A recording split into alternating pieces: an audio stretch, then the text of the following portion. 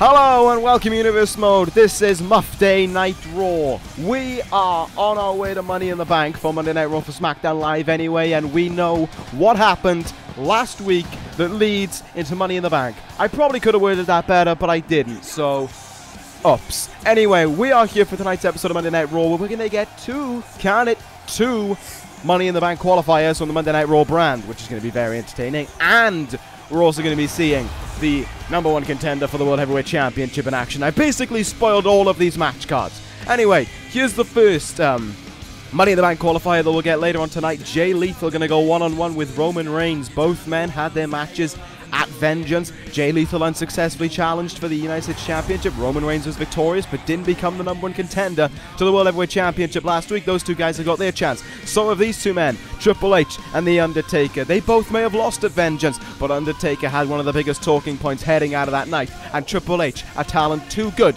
to be denied an opportunity like Money in the Bank. That one's going to be a great one, but so too is our main event, as we are going to be seeing the #1 contender for the World Heavyweight Championship, CM Punk, going one-on-one with a close friend of his in Kassius Ohno. It's going to be a great main event between those two guys, and one that I personally cannot wait to see between those two. CM Punk may have Marty Scurll on June 17th at Money in the Bank, but tonight he can't overlook Kassius Ohno. And neither will I be overlooking all the action myself as we get ready for a tag team matchup. I'm, of course, the ECW General Manager, the living legend, Lars Crisco, but for the first time, probably in a few weeks, I am joined by the Raw General Manager, Dara Ronaldo. Hello, Universe. Dara Ronaldo is back again. Isn't that kind of surprising? I think so. What do you think? First time you've been here since before Vengeance. Right? I mean, I think I'm improving my record a little bit. We'll get once every 2 weeks, you know. Not bad. There's room for improvement. You know, you could have actually made your pay-per-view, but hey, that was out of your control. Nothing we could have done about that. Of course. So, the Revival. What do you think about these guys so far here on Raw? Oh, dude, they're top guys. They've picked on the greatest team of all time, you know, which is a mistake that any team is stupid to make.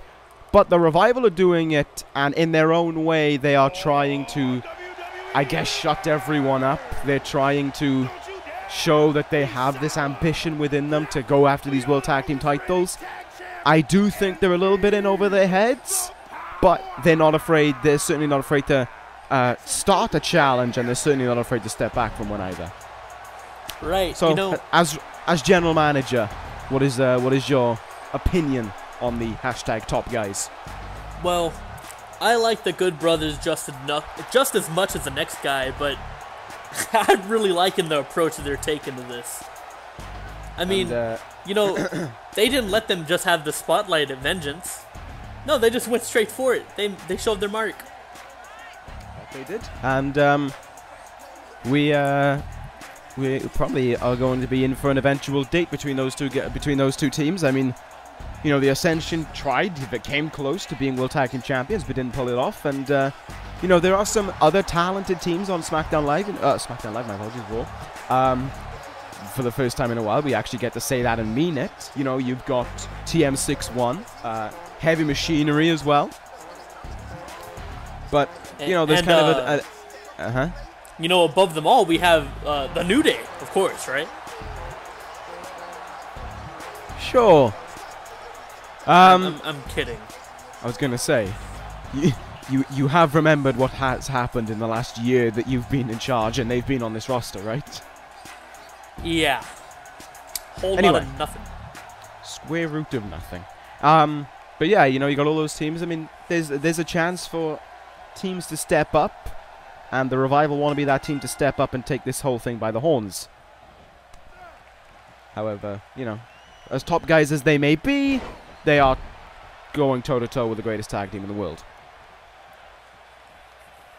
So, anyway, let's not quell any longer. I know this is a Revival match, and I know we shouldn't be talking about other business until, you know, a time comes to talk about it. But we're not going to get a chance to talk about it because, you know, of what happened at Vengeance. You have your time. I know you want to say something about the main event. of vengeance.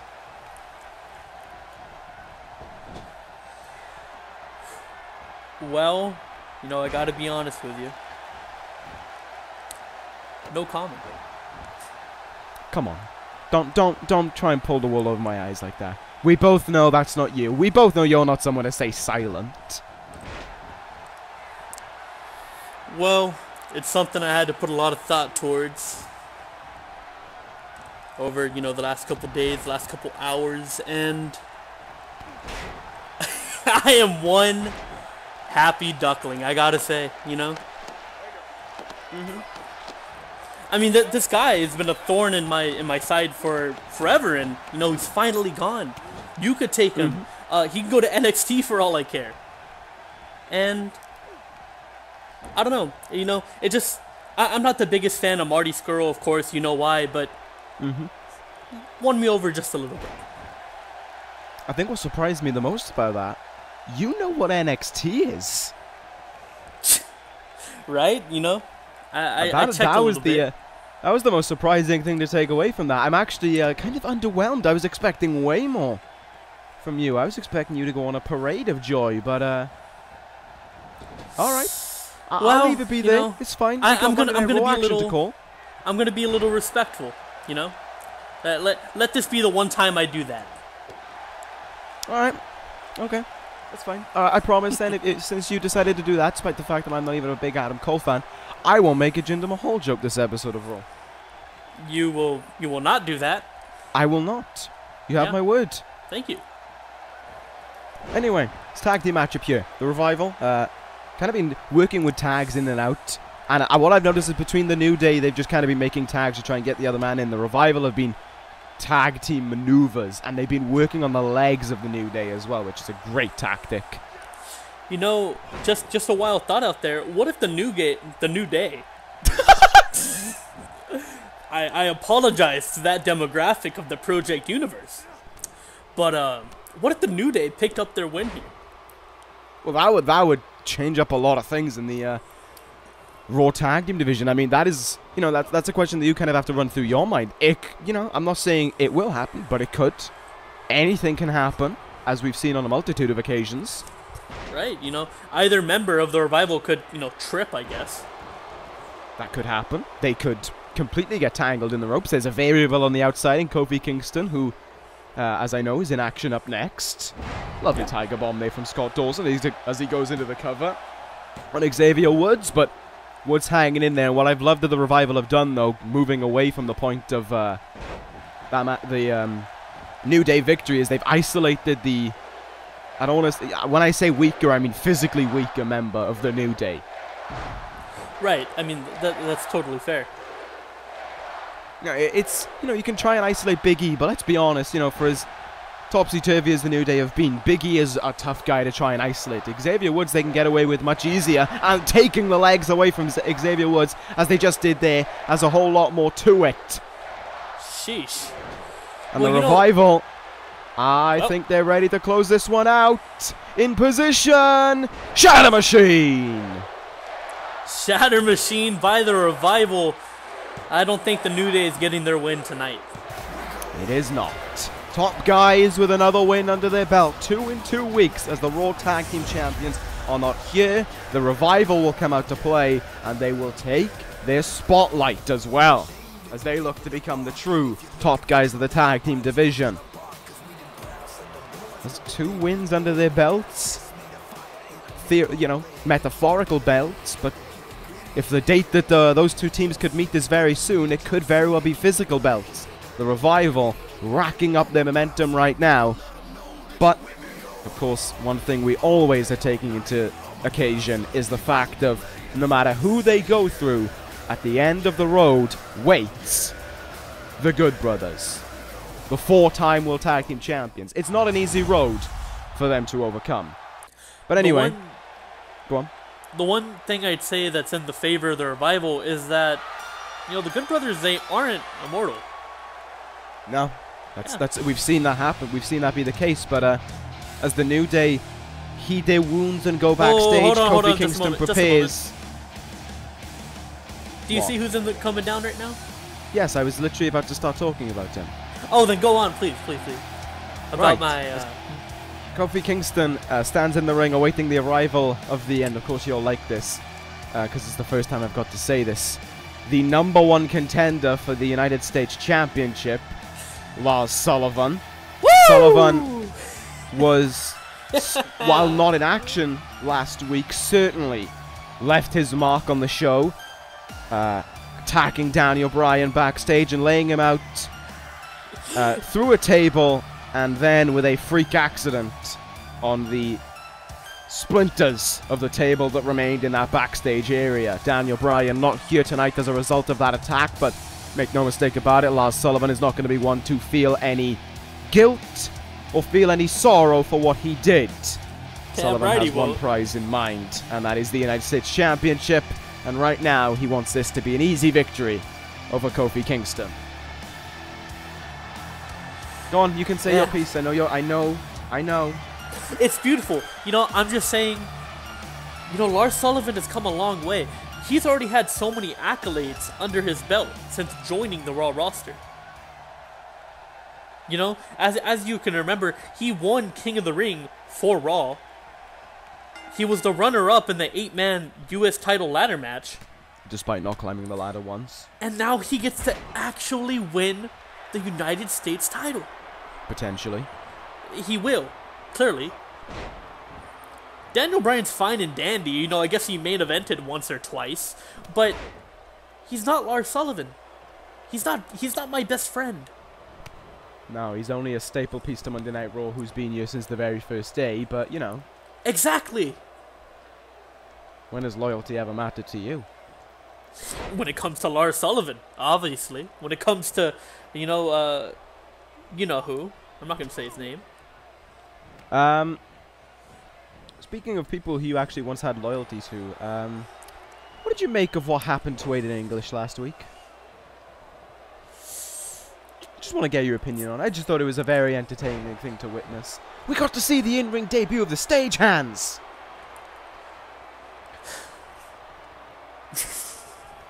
That didn't go well for them, but we got to see it!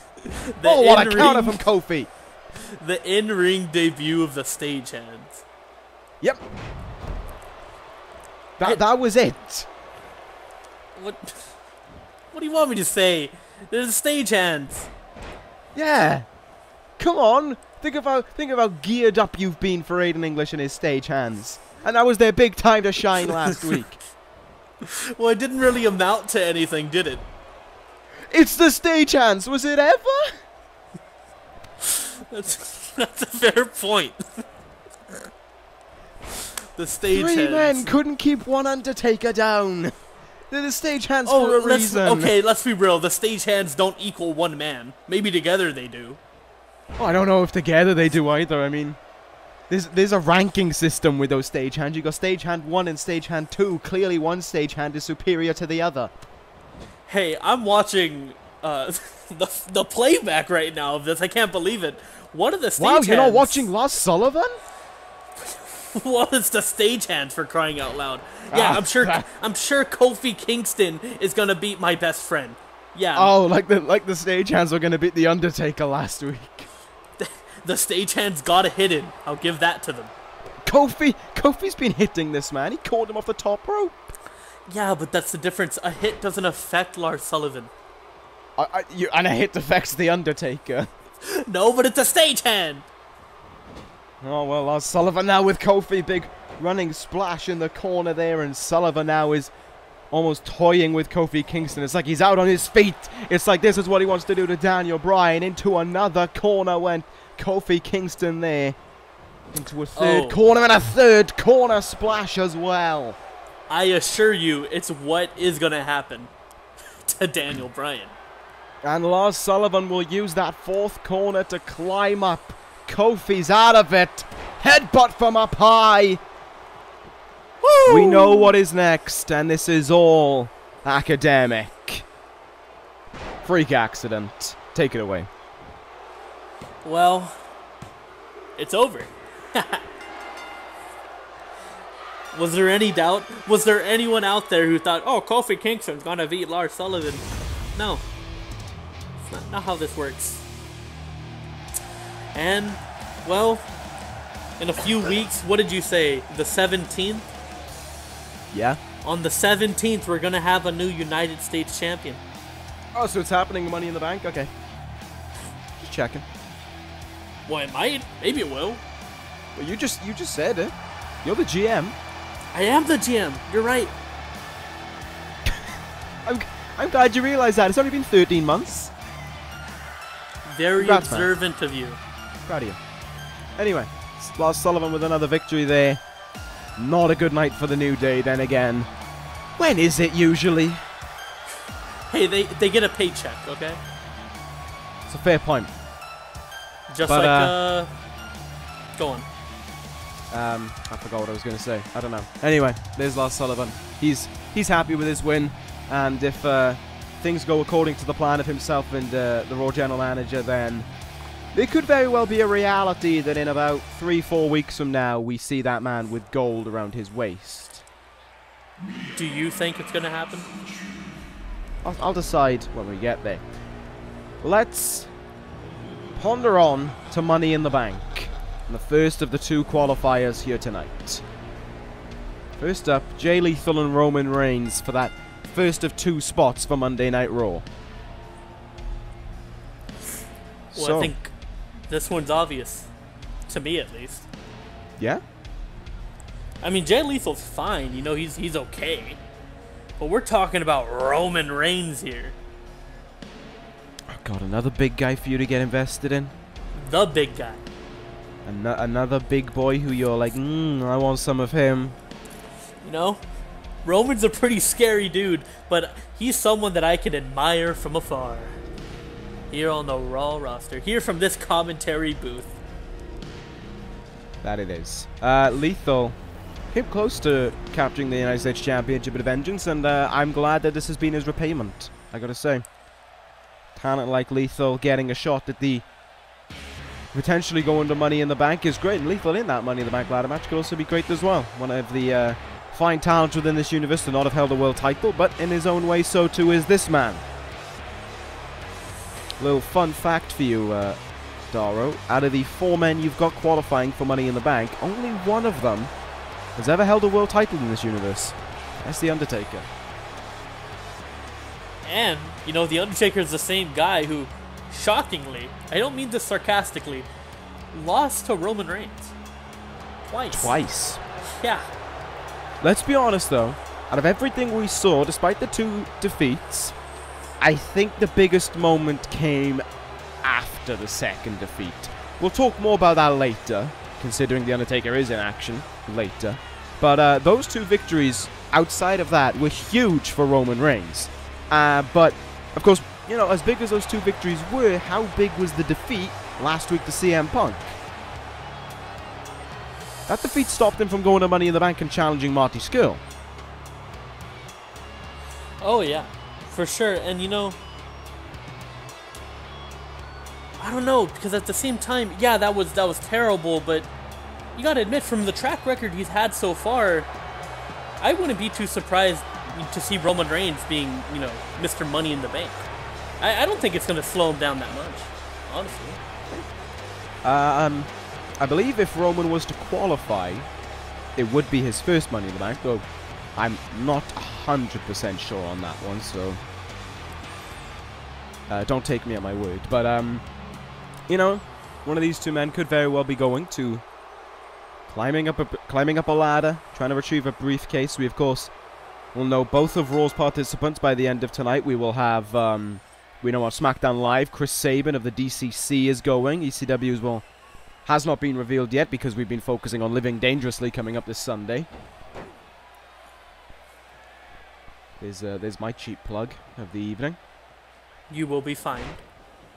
And we are underway now between these 2 men. Colin tie-up here. Chain wrestling going on. I would argue Lethal is the better of the 2 in this one, but Reigns with his power advantage could certainly try and find a way to overcome Roman Reigns. What does Jay Lethal have to do in the early goings, given that he's got a height disadvantage and a weight disadvantage to Roman Reigns, to try and get under Reigns' skin and perhaps, you know, get that sense within his mind that victory could well and truly be on the cards for him? Well, I think, you know, so far from what I've seen, the best way to beat Roman Reigns would probably be wear him out as quick as you can. Let him try to hit you, but don't let him hit you. You know? Get him tired, then hit the sinker, but I don't think that's going to happen. It just isn't. I didn't ask for that bit. I just asked, what do you think?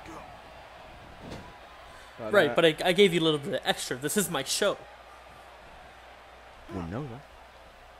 Jay Lethal side headlock takedown there, wrenching on the head of Roman Reigns. Would you also say that isolating like the arm and the legs of Roman Reigns could be key to victory? Take away the legs of a big man, is he's just on his back, so his power game is gone. Take away the arms of Roman Reigns. There goes a lot of his key signature offense. There goes the Superman punch. There goes the spear. There goes most of his power game.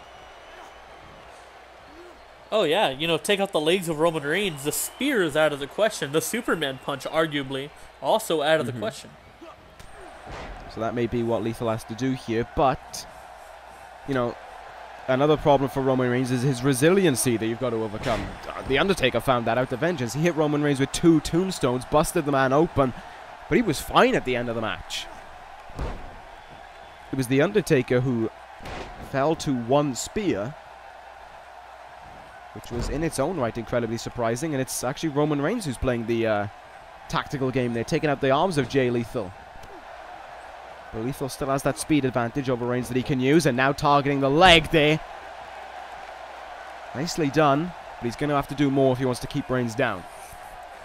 Roman Reigns is, I gotta say genuinely, probably one of the best all-rounded superstars we've seen here on Raw. Since maybe Triple H. I mean, kinda. I think Roman Reigns' biggest problem is he seems a bit too hot-headed. Like, he's got this little streak going on for him.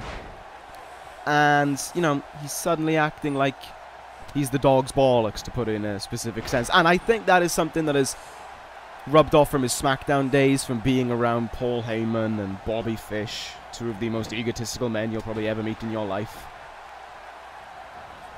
And I think that's just carried over in its own sense, but, it's still very early days for Roman Reigns on the Raw roster, so he shouldn't have this kind of ego to him right now. I disagree. Early days on the Raw roster, and you're already beating one of the most feared people. And I guess the tag division would be fair to say, but just in general. You beat him twice. Yeah, but you didn't beat CM Punk. That's another thing you got to take away. You can beat one of the most feared men all you want, but there's a Superman punch getting countered by Jay Lethal. But back to the point at hand, you can beat one of the most feared men all you want, but if you can't beat one of the best and most talented men on the roster, do you deserve to be hot-headed? It's a very much a smack back down to reality for Roman Reigns. I guess you could argue it was a wake-up call, but I don't see Roman Reigns being slowed down anytime. Could be a very significant wake-up call for Reigns if he loses here tonight to Jay Lethal, because Lethal is holding his own. He just countered the Superman punch, which is by no means whatsoever a small feat. Lethal now counters off the ropes. Lethal injection to Roman Reigns. But Lethal, we're worn out after hitting it. It took a lot within him to go for that move. He's slow in for the cover on Reigns, but he's in for the count. Roman Reigns, though, kicks out at 2. And whether or not that was going to happen anyway, or due to Jay Lethal taking too long to go into the cover, we won't know. But Reigns still in it. Lethal still wanted to stay on the offense, though, but misses an elbow drop. Well, I think there's no doubt that couple seconds Lethal took to take a breather cost him the match there. Up in a high cross position, down into a seated powerbomb by Roman Reigns. Is this sending him to Money in the Bank? Not if Jay Lethal has anything to say about it. Reigns now turning his back on Lethal. Lethal does not find that too pleasing. German suplex from that top rope, or that second rope. Either way, huge fall for Reigns. Lethal is go on. He's definitely giving it to Roman Reigns. More than I thought it would, but I'm confident Roman is going to take this one. Shoulder first into the turnbuckle there for Jay, into the ring pole even for Lethal. That's going to leave a mark on you. Roman Reigns just demonstrating his brute power there as he picked him up. And Reigns now looking to seal the deal, to send him to Money in the Bank. Spear is countered. A great reversal by Jay Lethal when he needed it most. And Lethal is not afraid to risk it all. He'd have to do it at Money in the Bank to have that briefcase, and he's going to do it tonight. Lethal up and over the top rope. Jesus Christ, man. Cleared the ropes with perfection and took out Roman Reigns. Lethal needs to get him in the ring now and cover him this very moment. And he looks like he's going right for it. He runs into the ring. Reigns is dead center. Is Jay Lethal going to Money in the Bank? 1, 2. Roman Reigns kicks out again. Isn't that impressive? That is the workforce of Roman Reigns. All that stuff, what was that? A lethal injection, a suicide dive. It wasn't enough. But Lethal hasn't finished. He's staying on Roman Reigns.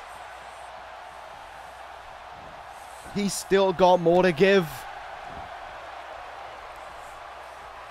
Lethal up on that second rope now, looking to think of what else he can find. He splashes down onto Reigns and goes into another cover. He's hoping that any move can be enough to close it. I'm not sure if you could see it, but I definitely do. Lethal slowing down. Oh, Reigns with a Superman punch! Lethal couldn't keep up. It's over.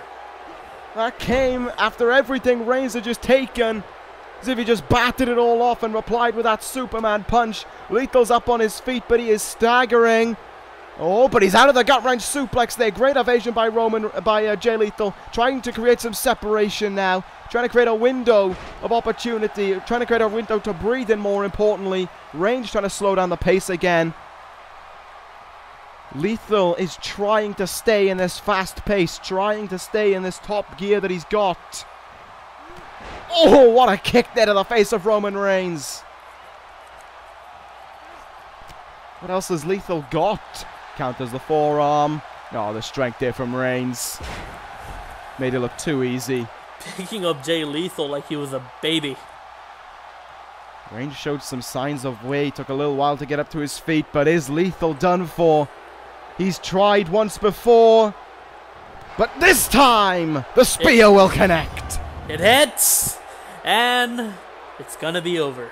Hook, line, and sinker. Jay Lethal has put up one hell of a fight so far. Can he keep on going? Reigns took some seconds to recover. Then he had to drag Lethal away from the ropes. Now he's in for the count, but it's enough.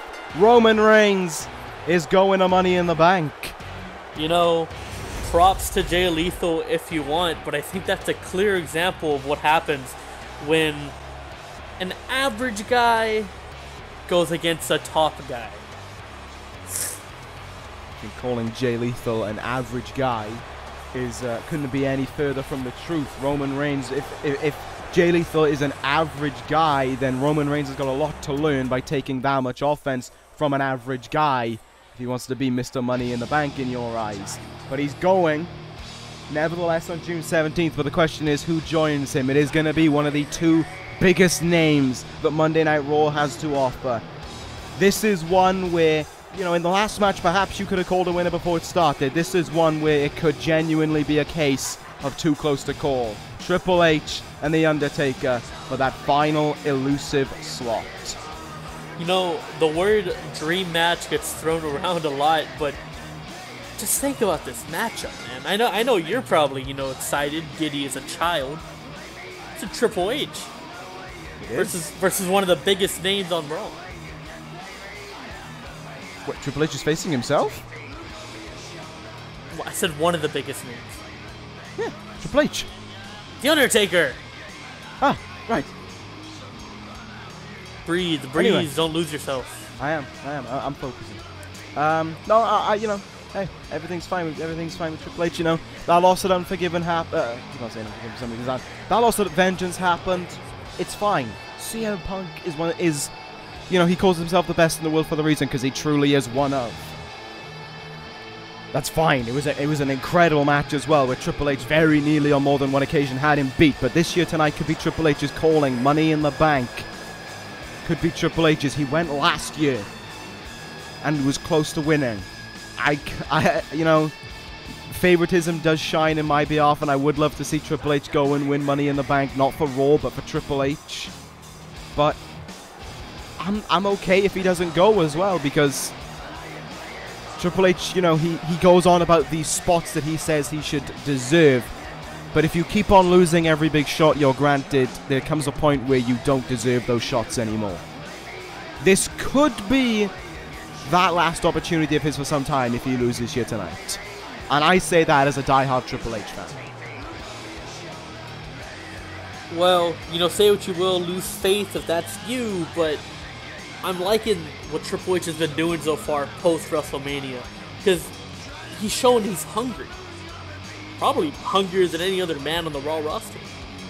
And I like that, I really do. I like that he's, you know, not letting himself stay in line. But his opponent is a man who is... There's no other word for it. He's back.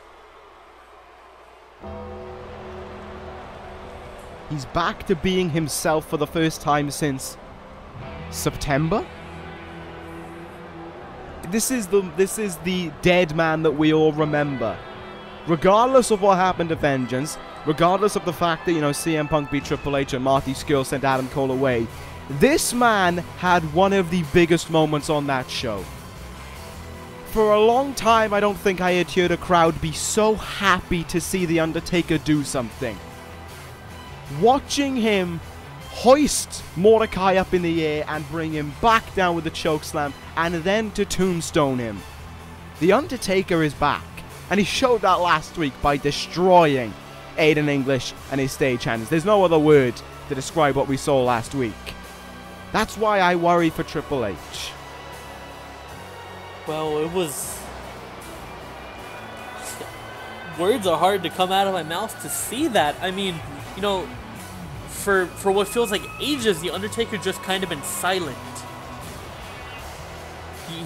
He didn't talk back. He just did what he was told, and we saw him not do that for the first time in a forever. You know, I don't want to try and cause, you know, I don't want to try and say stuff that I'm going to get myself in trouble for, but Mordecai was asking for it. Challenged Roman Reigns on behalf of The Undertaker, which we don't even know if Undertaker wanted that rematch. And then after the loss, smacked him in the face. It doesn't matter who you are. You don't smack The Undertaker in the face. I think it was just sort of a, you know, the glaze over The Undertaker's eyes, it went away because he realized, you know, Kane got drafted away. His brother is safe from Mordecai's grasp. Why was he still there? I think for a very long time, I'm not saying, you know, he had a plan from the moment, you know, from before he lost to Kane, but I think from the moment The Undertaker was in the Brood, he wanted to find a way to destroy from the inside. He wanted his brother free. He wanted Mordecai gone. Kane has gone to SmackDown Live, so in that way, you know, he is free, but Mordecai's still around.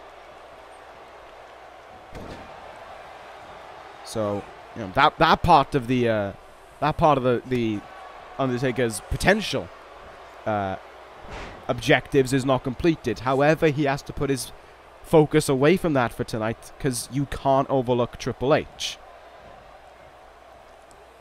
Of course. And, you know, now we're living in since, you know, The Undertaker isn't in the tag division anymore, and he's seemingly free from Mordecai now. We could be living in a world champion Undertaker world. Could very well happen. If last week is anything to go by, yes, that could very well be the case. Oh yeah, you know, he beat up 2 stagehands. That's like half a person. And Aiden English. And Aiden English, yes. And now he's slugging it out with one of the best in the game. Both men are just trading blows back and forth here in the early goings.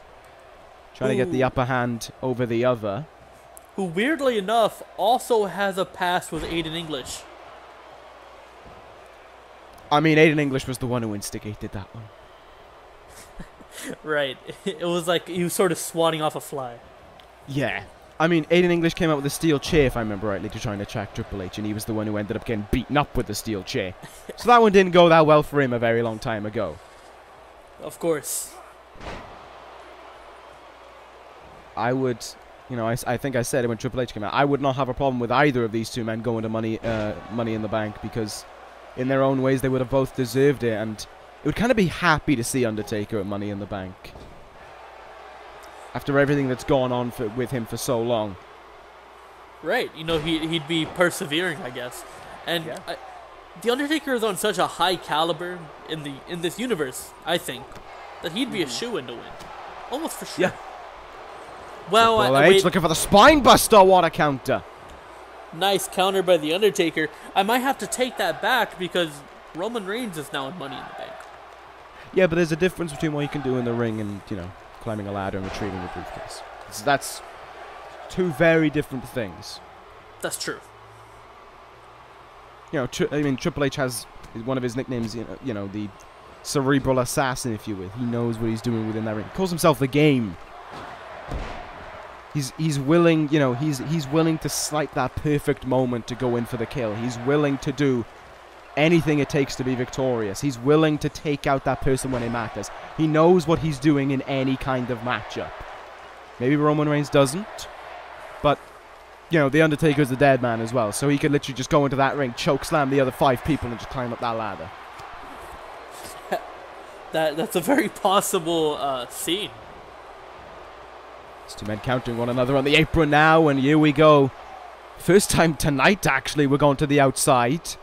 Outside of the Jay Lethal suicide dive, which was only for a few seconds, but these two men certainly are going to use the outside. They both thrive in this environment. I am not surprised it is these two that's going to instigate this. Triple H slammed onto the thin padding there. The referee's count is happening, but they are not going to be paying attention to that for some time. Letting the brawl on the outside continue. Headbutt by the Phenom. So, that's a 6 year.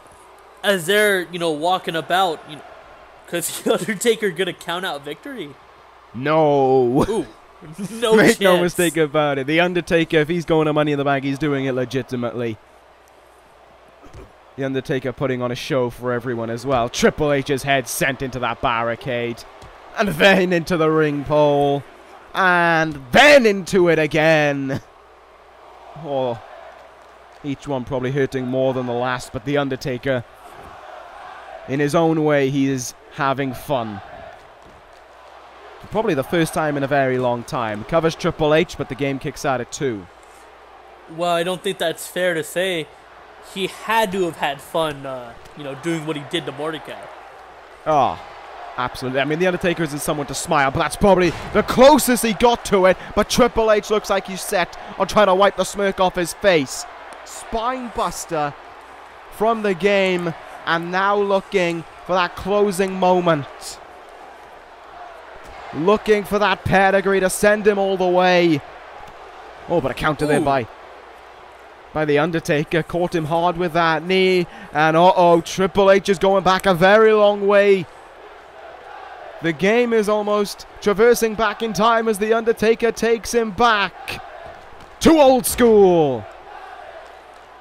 Probably one of the more dangerous moves in the moveset of The Undertaker.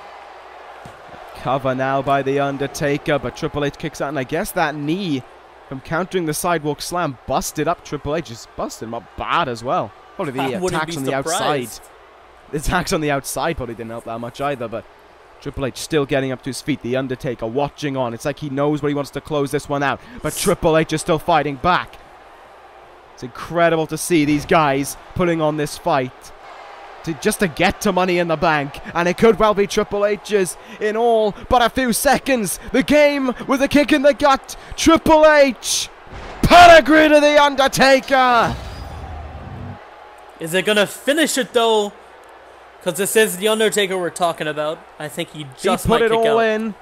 He put it all in that pedigree. He made sure that he hit it as much as it could count. The count is not going to be 3. And Triple H looks enraged by it. Undertaker slips out of the way there. You know, earlier tonight, We talked about the resiliency of Roman Reigns. Talk about the resiliency of the Undertaker. Something to behold. God. Taker from up high. No, he's not thinking top rope move. He's thinking something else though. Tombstone pile driver. What a move! 1, 2. Triple H kicks out at 2. I thought the Undertaker would be going to Money in the Bank. Incredible. The resiliency of both men now has to be talked about. Both men are bleeding in this one. You know, I all for Money in the Bank. I could have sworn when the Undertaker's on the top rope, he was going to be showing shades of his brother. You know, who I does guess he that. decided against it. I guess the Undertaker runs, you know, is his own man now, but Triple H is fighting back here. What a contest this has been between these two men. Kick out at 1 there by Triple H. Do you think we're in territory yet where it's going to be the next finisher wins? Absolutely. The blood that both men have going for them, that has got to be the case. Oh, it could even be this move. Ooh. The Undertaker. Choke slam to Triple H. And the slice of the throat is going to call... What? What? What the f... What the f... What? Mordecai's here! What? Where did... Mordecai using the powers of the Undertaker against him, lays him out with a high cross.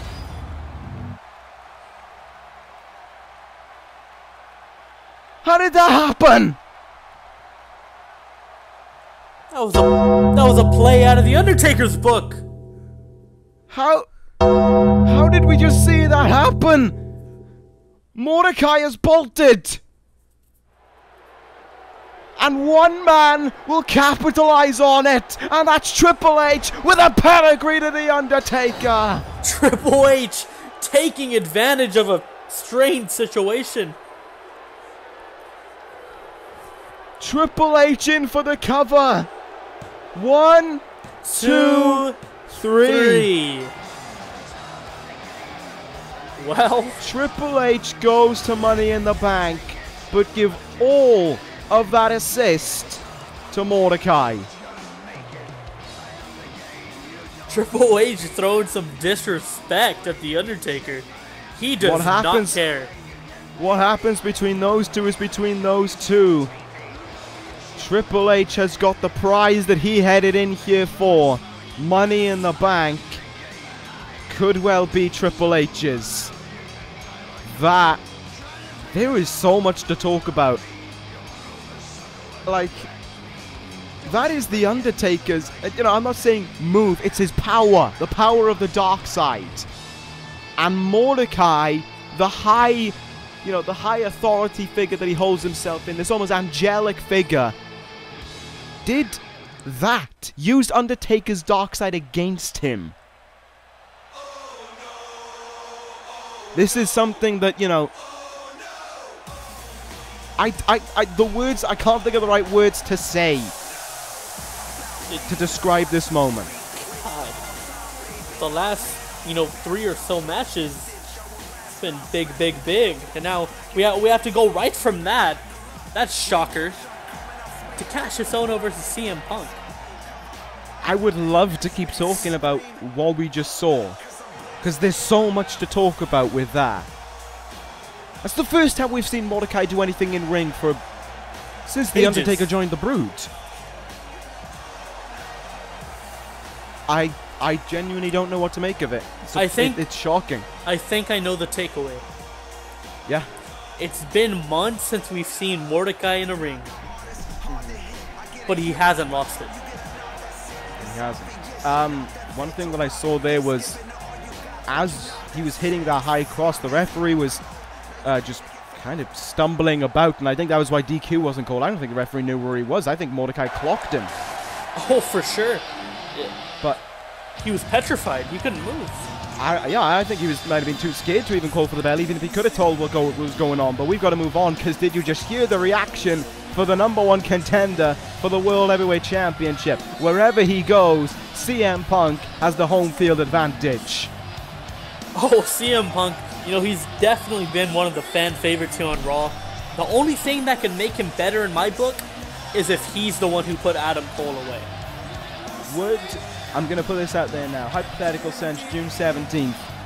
What would your reaction be if CM Punk hit that go to sleep, 1, 2, 3, wins the World Heavyweight Championship for the 4th time? Ecstatic.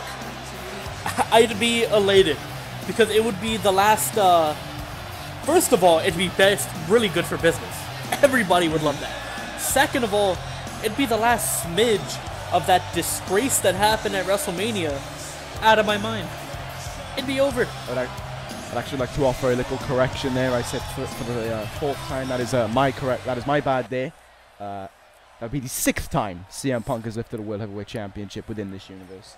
3-time World Heavyweight Champion, 2-time WWE Champion, the most successful World Champion in terms of reigns in this universe, and it could be number 6 on June 17th. What would you think about that?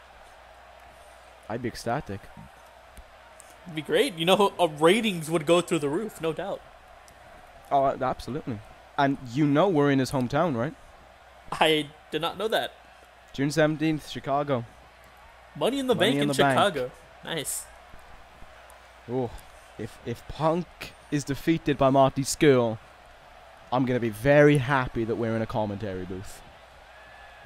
I think we should invest in some, some bulletproof glass around the booth. Probably be the good idea.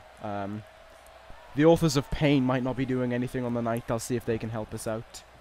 That's nice. That's nice. You know, I could call Heavy Machinery if need be. You know, if he doesn't end up going to Money in the Bank somehow, I'm sure Minoru Suzuki has no problems sorting out a few people. You know. I think I badmouthed him once. I think I'm gonna veto that one. You value your life. Okay. Well, maybe maybe we may have to sit in separate rooms, but I do enjoy annoying you. Anyway, main event. CM Punk Kassius Ohno. You know, Ohno is a guy where, put him in this main event slot, no one's going to complain because he's great. Week in and week out, he's a fighter. He fights for Monday Night Raw, and he carries that flag high. And he's really made this place his home. Oh, I agree. You know, he's probably one of the most solid performers on Raw. That's what he deserves to be in this main event slot. You know, personally, he's a little by the books for me, but I can't deny what you say. No, it doesn't matter for Ohno. It kind of is a sense for Ohno of, it's almost like a big, like a big kind of status, like an Undertaker type thing. It doesn't matter if he wins or loses on most occasions. He's still going to be, put in this high pedestal. He's still going to be realized, oh, it's Kassius Ohno. He's still going to be allowed these spots because Ohno is just that well respected backstage by everyone in the locker room, by the people in the crowd. Right. Maybe not by you per se, but Ohno has certainly done his best to, like I said, make Raw his home, and in turn that has been very much so reciprocated. And like I said, at the start of the show, these are two friends colliding with each other. They've been through a lot together in the early stages of their career. God, could you imagine someone of Kassius Ohno's size doing a Hurricane Rana? Because it just happened. Certainly is spectacular to see. I mean, it reminds me of the days when we used to see Kevin Owens performing shooting star presses off the top rope in his heyday. Now, of course, Kevin Owens wouldn't go near that top rope. But it's not about Kevin Owens. It's about a different KO. And CM Punk. Punk to the outside here. He's competing tonight for the 2nd week in a row while Marty Scurll is not. And Ohno leaping himself at him. God. We've kind of been on a big old tangent whenever I get on the show about, being a hoss or whatever. Kassius Ohno in his own right. It's pretty hoss. His strikes are certainly hoss, I will say that. But then he also has a little bit of cruiserweight in him, He does. So, he's not full-blown heavy machinery hoss. They are the hossiest. He's maybe the love child of Heavy Machinery and Akira Tozawa. Yeah, Akira Tozawa. Yeah. Jeez. My bad, that was disrespectful. Nice hold you applied, though, by Kassius Ohno. What a great thing between these two guys is, they know so much of each other's arsenal. They'll know counters to each other's counters. Right, immediately, CM Punk is out of that one. Nice neck breaker there by Punk. Do you notice how Ohno went for, I think it was a forearm. Punk caught that arm and countered it into that neck breaker. He knew immediately what Ohno was looking for. That is, I think that's what even may make getting a finisher in so difficult for these two men. Great drop kick by Punk in the corner. And he uses his strength there. So, question that I actually have to ask regarding this matchup is, we saw Punk in action at Vengeance. We saw him in action last week. We're seeing him in action here tonight. How come we haven't seen Marty Scurll in action? Not for a second am I saying that you're leaning towards favoritism for Marty Scurll. I'm just saying, how come this is the third match Punk has had in 2 weeks? Meanwhile, Scurll hasn't had a match since Vengeance. Well, because, I think in my point of view, first of all, everybody loves to see CM Punk. Nobody's complaining. But Scurll, even before his big title win, he was in that position where it was every week. He was, he was doing this, doing that, U.S. title match. Now it's kind of slowed down a bit. He won his world title. He's done his thing. Now he's just defending it. Yeah, okay, I get what you mean. So it's like, oh, hang on. CM Punk has Ohno in position. Anaconda Vice applied. Truly brought that one into Ohno from out of the blue and is going to look to try and make his friend tap out here in the main event of Raw. But is Ohno going to know the way around it?